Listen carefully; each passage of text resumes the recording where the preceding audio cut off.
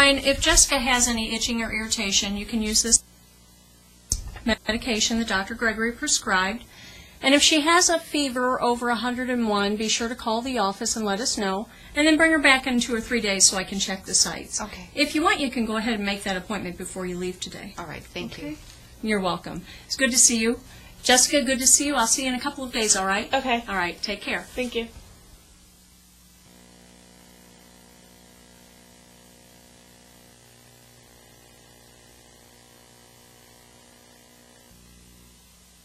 To administer an intramuscular or IM injection, observe the 6 rights of medication administration and explain the procedure to the parents and child as appropriate. Brennan, I'm going to put some cream on your leg now, okay? This will make it feel better when I give you a shot later. To administer an intramuscular or IM injection as painlessly as possible, apply a topical anesthetic at least 1 hour beforehand as prescribed. Also, prepare the child for the injection using age-appropriate language. Okay, and this should turn numb and tingly. And if it doesn't, you let me know, okay? I'm going to put this sticker on there. There we go. Thank you. I'm going to take this off. And there you go. Immediately before the injection, expose the area so that you have a clear view of the landmarks. Select a site that is free of irritation, infection, and sensitive or hardened areas. If the child needs multiple injections, rotate sites. For an infant or child of any age, consider the vastus lateralis. With the child seated or supine, palpate his leg to find the greater trochanter and knee joint. On his anterior lateral thigh, mentally divide the distance between these 2 landmarks into thirds. Plan to use the middle third for the injection. For a toddler or an older child, consider the deltoid site. With the child in a seated or supine position, locate the acromion process. About 2 finger breadths below the acromion, locate the upper third of the deltoid muscle as your target. For a child older than a toddler, consider the ventral gluteal site. Place her supine, prone, or on her side. Palpate to find the greater trochanter, anterior superior iliac tubercle, and posterior iliac crest. Then place your palm over the greater trochanter, your index finger over the anterior superior iliac tubercle, and your middle finger along the posterior iliac crest. Plan to inject into the center of the V formed by your fingers, and aim for the gluteus medius muscle.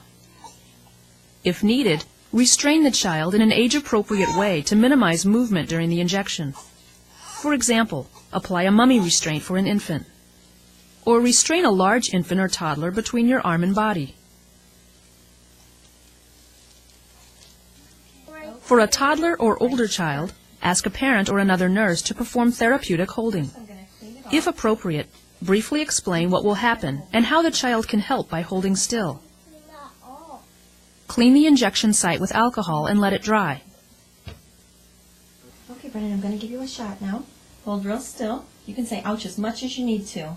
To decrease the child's pain perception, use distraction or another pain reduction technique. Then grasp the muscle firmly between your thumb and fingers, and using a darting motion, quickly insert the needle at a 90-degree angle, but don't press the plunger yet. Instead, aspirate to check for blood. If you see any, remove the needle and syringe, draw up a new dose, use a new needle, and insert it in a new location. Otherwise, inject the medication slowly into the relaxed muscle. If indicated, use the Z-track technique. Then quickly remove the needle to avoid tracking medication into subcutaneous tissue. Hold a gauze pad firmly over the site to avoid pulling on the tissue when removing the needle. Apply pressure to the injection site, gently massage it, and place an adhesive bandage on it.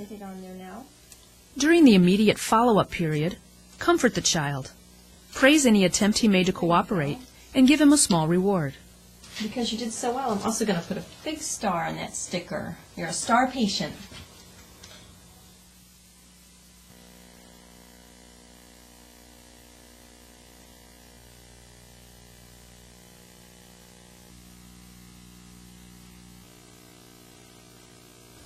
Kylie, I'm going to give you a shot of insulin under your skin to help control your blood sugar.